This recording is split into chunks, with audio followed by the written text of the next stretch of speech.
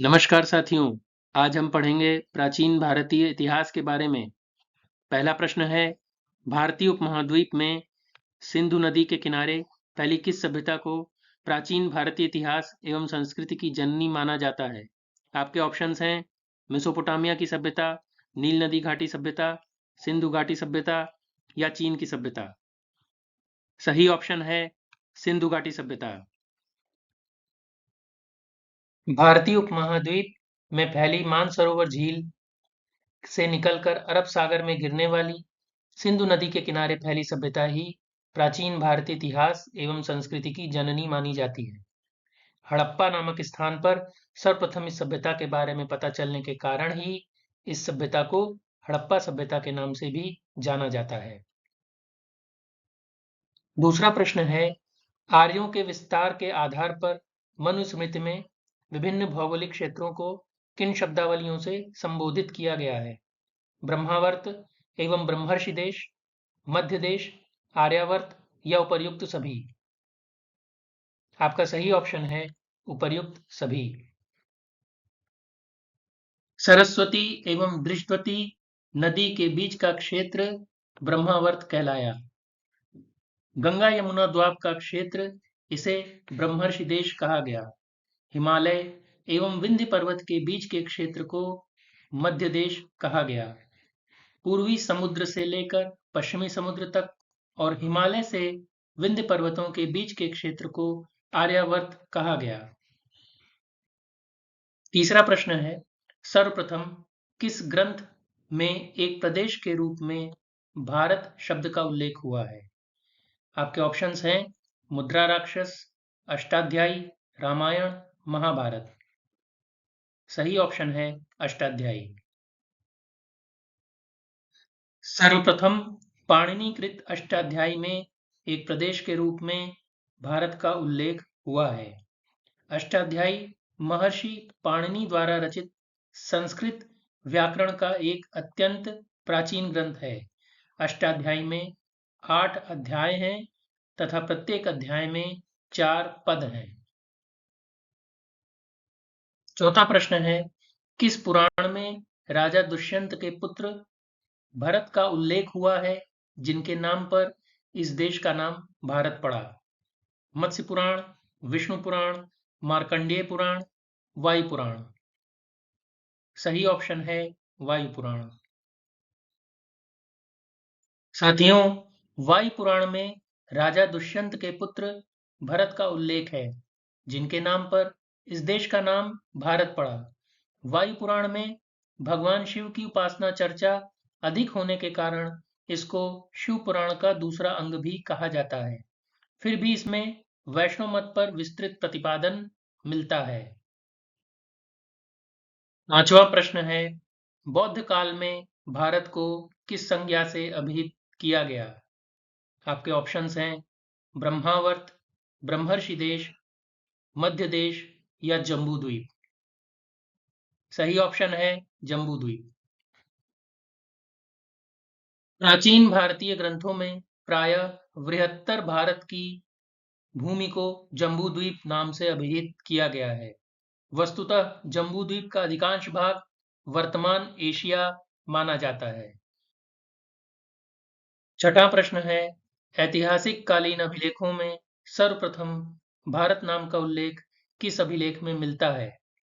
आपके ऑप्शंस हैं हाथी गुम्फा अभिलेख, नासिक अभिलेख, प्रयाग प्रशस्ति स्तंभ लेख या मंदसौर अभिलेख। सही ऑप्शन है हाथी गुम्फा अभिलेख। मौर्य वंश की शक्ति के शिथिल होने पर जब मगध साम्राज्य के अनेक सुदूरवर्ती प्रदेश मौर्य सम्राटों की अधीनता से मुक्त होने लगे तो कलिंग राज्य भी स्वतंत्र हो गया। उदयगिरी की पहाड़ियां, भुवनेश्वर, ओडिशा में एक अभिलेख प्राप्त हुआ है जो हाथी गुम्फा अभिलेख के नाम से प्रसिद्ध है। इसका निर्माण कलिंग राजा खारवेल ने करवाया था। इस अभिलेख की भाषा प्राकृत है। सातवां प्रश्न है, भारत के पर्याय के रूप में प्रयुक्त इंडिया शब्द की उत्पत्ति सर्वप्रथम किस भाषा से मानी जाती है? आपके ऑप्शंस हैं यूनानी भाषा, अरबी भाषा, रोमन भाषा या अंग्रेजी भाषा? सही ऑप्शन है यूनानी भाषा। भारत के पर्याय के रूप में प्रयुक्त इंडिया शब्द की उत्पत्ति यूनानी भाषा से हुई है। इंडिया शब्द की उत्पत्ति यूनानी शब्द इंडोई से मानी जाती है। 8वां प्रश्न है, रोमवासी भारत को किस संज्ञा से अभिहित करते थे? आपके ऑप्शंस हैं इंडिया, हिंदुस्तान, यिंतु, आर्यावर्त।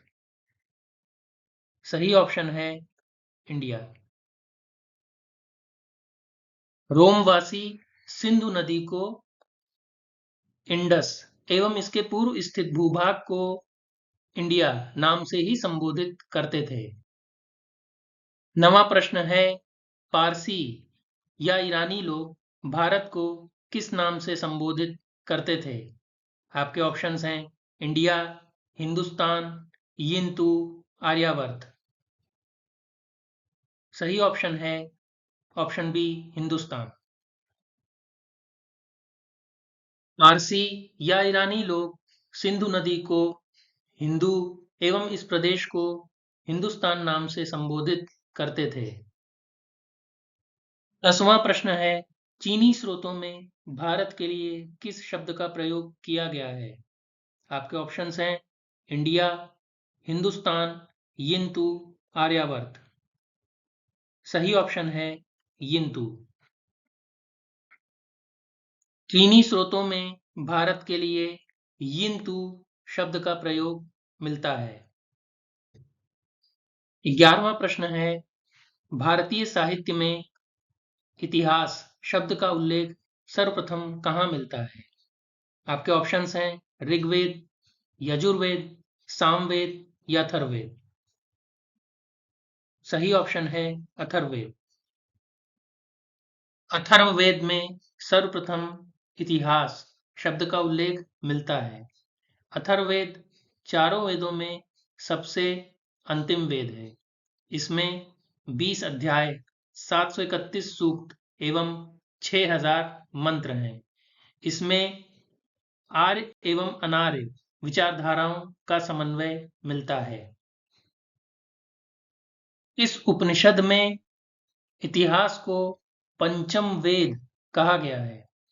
आपके ऑप्शंस हैं मुंडक उपनिषद, मांडूक्य उपनिषद, बृहदारण्यक उपनिषद या छांदोग्य उपनिषद। सही ऑप्शन है छांदोग्य उपनिषद। छांदोग्य उपनिषद को इतिहास में पंचम वेद कहा गया है। छांदोग्य उपनिषद सामवेदीय छांदोग्य ब्राह्मण का औपनिषदिक भाग है, जो प्राचीनतम 10 उपनिषदों में 9वां एवं सबसे बृहदाकार है। यह उपनिषद ब्रह्म ज्ञान के लिए भी प्रसिद्ध है। 13वां प्रश्न है, किस अन्य महाकाव्य को भी पंचम वेद की संज्ञा प्रदान की गई है? आपके ऑप्शंस हैं रामायण, महाभारत, ऋग्वेद या यजुर्वेद। सही ऑप्शन है ऑप्शन बी महाभारत। महाभारत को भी पंचम वेद की संज्ञा प्रदान की गई है। महाभारत की रचना महर्षि वेद व्यास ने किया था। पहले जब इसमें 8800 श्लोक थे, तब इसका नाम जय संहिता था। बाद में जब 24,000 श्लोक हो गए तो इसका नाम भारत हुआ। अंत में 1,00,000 श्लोक होने के कारण इसका नाम महाभारत पड़ा। 14वां प्रश्न है, किस व्यक्ति ने a history of British India नामक किताब लिखी? आपके ऑप्शंस हैं V A. Smith, John Collar, James Mill या रॉस टेलर। सही ऑप्शन है जेम्स मिल। जेम्स मिल ने 1817 ईस्वी में a history of British India नामक किताब लिखी। यह किताब उन्होंने 3 खंडों में लिखा था। जेम्स मिल स्कॉटलैंड के प्रसिद्ध अर्थशास्त्री, राजनीतिक और दार्शनिक थे। इस किताब में उन्होंने भारतीय इतिहास के प्राचीन काल को हिंदू काल, मध्यकाल को मुस्लिम काल और आधुनिक काल को ब्रिटिश काल के रूप में विभक्त किया। 15वां प्रश्न है, किस व्यक्ति ने अर्ली हिस्ट्री ऑफ इंडिया नामक पुस्तक लिखी? आपके ऑप्शंस हैं V A. Smith, Scott Anderson, Ross Taylor, James Mill. सही ऑप्शन है वी.ए. स्मिथ। वी.ए. स्मिथ ने अर्ली हिस्ट्री ऑफ इंडिया नामक पुस्तक लिखी। इस पुस्तक में भारत के प्राचीन इतिहास के बारे में जानकारी मिलती है। इस पुस्तक का प्रकाशन 1904 ईस्वी में ऑक्सफोर्ड क्लैरेंडन प्रेस ने करवाया था। 16वां प्रश्न है, भारतीय पुरातत्व विभाग के पहले महानिदेशक कौन थे? आपके ऑप्शंस हैं John Carter, Alexander Cunningham, Herodotus या जेम्स मिल। सही ऑप्शन है अलेक्जेंडर कनिंघम। भारतीय पुरातत्व विभाग के पहले महानिदेशक अलेक्जेंडर कनिंघम थे। यह ब्रिटिश सेना में बंगाल इंजीनियरिंग ग्रुप में इंजीनियर थे। इनको भारतीय पुरातत्व सर्वेक्षण विभाग का जनक भी माना जाता है। 17वां प्रश्न है, सर्वप्रथम मौर्य, मौर्योत्तर व गुप्तकालीन अभिलेखों को किसने कालक्रम के अनुसार संग्रहित करवाया? आपके ऑप्शंस हैं V A. Smith, Scott Anderson, James Mill या अलेक्जेंडर कनिंघम। सही ऑप्शन है अलेक्जेंडर कनिंघम। सर्वप्रथम 1877 ईस्वी में अलेक्जेंडर कनिंघम ने ही मौर्य, मौर्योत्तर व गुप्तकालीन अभिलेखों को कालक्रम के अनुसार संग्रहित करके कॉर्पस इंस्क्रिप्शन इंडिकेरम नामक ग्रंथ में प्रकाशित करवाया। 18वां प्रश्न है, अभिलेखों के अध्ययन को क्या कहा जाता है?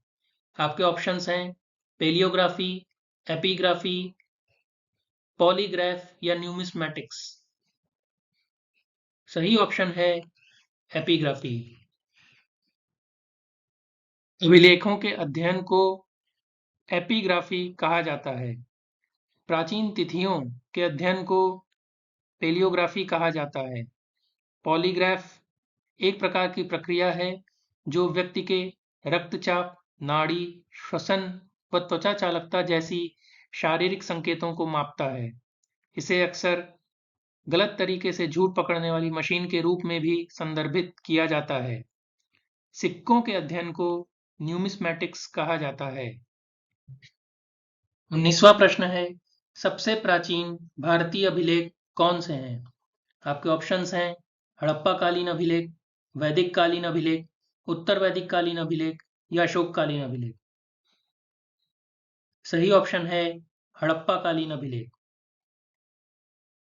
सबसे प्राचीन भारतीय अभिलेख हड़प्पा-कालीन है, परंतु ये अभी तक पढ़े नहीं जा सके हैं, अपितु पढ़े गए। सबसे प्राचीन अभिलेख अशोक के शिलालेख हैं। 20वां प्रश्न है, सबसे पहले अशोक के अभिलेखों को किसने पढ़ा था? आपके ऑप्शंस हैं जेम्स मिल, वी.ए. स्मिथ, अलेक्जेंडर कनिंघम व जेम्स प्रिंसेप। सही ऑप्शन है जेम्स प्रिंसेप। 1837 ईस्वी में सबसे पहले अशोक के अभिलेखों को जेम्स प्रिंसेप ने पढ़ा था। यह ईस्ट इंडिया कंपनी में एक अधिकारी के पद पर नियुक्त थे। इन्होंने अशोक के अभिलेखों में सर्वप्रथम ब्राह्मी व खरोष्ठी लिपियों को पढ़ने में सफलता प्राप्त किया था। 21वां प्रश्न है, सबसे प्राचीन अभिलेख कहाँ से प्राप्त हुआ है? आपके ऑप्शंस हैं बलूचिस्तान से, सिंध से, एशिया माइनर से या तक्षशिला से। सही ऑप्शन है एशिया माइनर से। सबसे प्राचीन अभिलेख 1400 ईसा पूर्व का बोगसगोई अभिलेख है। यह एशिया माइनर या तुर्की से प्राप्त हुआ है। इस अभिलेख में वैदिक देवताओं इंद्र, मित्र, वरुण व नासत्य, जिन्हें अश्विन भी कहा जाता है, का उल्लेख मिलता है। पारसीक सम्राट दारा प्रथम के पर्सिपोलिस एवं बेहिस्तून नामक अभिलेख पश्चिमोत्तर भारत के किसके साम्राज्य के विस्तार की सूचना देते हैं? ईरानी साम्राज्य के, अरबी साम्राज्य के, तुर्की साम्राज्य के या अंग्रेजी साम्राज्य के? सही ऑप्शन है ईरानी साम्राज्य के। पारसिक सम्राट दारा प्रथम के पर्सिपोलिस एवं बेहिस्तून नामक अभिलेख पश्चिमोत्तर भारत में ईरानी साम्राज्य के विस्तार की सूचना देते हैं। दारा प्रथम या डेरियस प्रथम 550 से 486 ईसा पूर्व प्राचीन ईरान के हखामनी वंश का प्रसिद्ध शासक था, जो अपनी धार्मिक सहिष्णुता तथा अपने शिलालेखों के लिए जाना जाता है।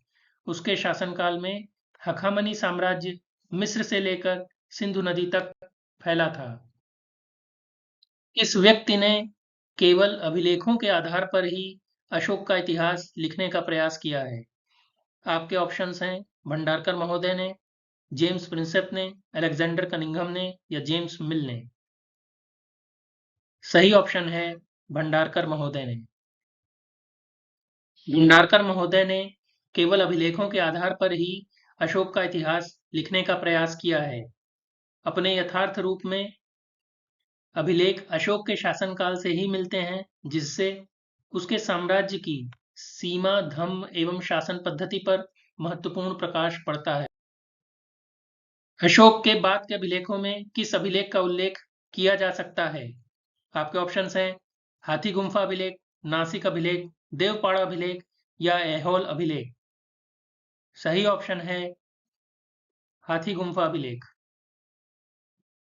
अशोक के बाद के अभिलेखों में हाथी गुम्फा अभिलेख का वर्णन किया जा सकता है। यह अभिलेख कलिंग राजा खारवेल द्वारा बनवाया गया था, जिसमें खारवेल की उपलब्धियों के विषय में ज्ञान प्राप्त होता है। किस अभिलेख में गौतमी पुत्र शातकर्णी की उपलब्धियों और अन्य कारणों का विवरण प्राप्त होता है? आपके ऑप्शंस हैं जूनागढ़ अभिलेख, प्रयाग प्रशस्ति स्तंभ लेख, नासिक अभिलेख या मंदसौर अभिलेख। सही ऑप्शन है नासिक अभिलेख। नासिक अभिलेख गौतमी पुत्र शातकर्णी की उपलब्धियों एवं अन्य कार्यों का विवरण देता है। गौतमी पुत्र शातकर्णी सातवाहन राजवंश के 23वें सम्राट थे। इनके पिता का नाम शिवस्वाति तथा माता का नाम गौतमी बलश्री था। इन्होंने सनातन वैदिक आर्य हिंदू धर्म का और दक्षिण भारत का रक्षण किया। चैनल का कंटेंट यदि आप लोगों को पसंद आया हो तो प्लीज़ लाइक एंड सब्सक्राइब और इसे शेयर भी करें। धन्यवाद।